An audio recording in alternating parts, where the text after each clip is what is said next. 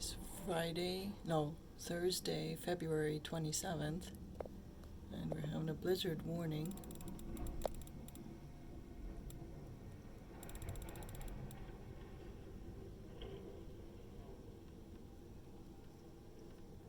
The plow just came by. It's still blowing sideways. I don't know if you can actually see it blowing sideways or not, but it's... Zoom back out to see.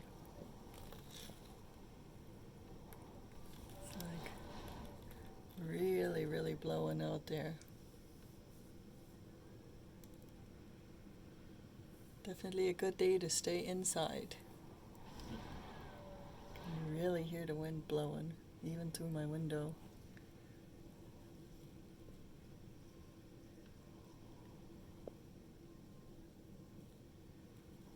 And see how the trees are being bent.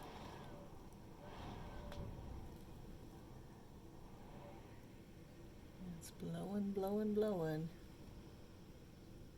Because it's not accumulating to too much because the wind's just blowing it all over the place. We'll see what comes out of it later when it actually stops snowing, but I guess it's supposed to be snowing all day, so we'll see what happens.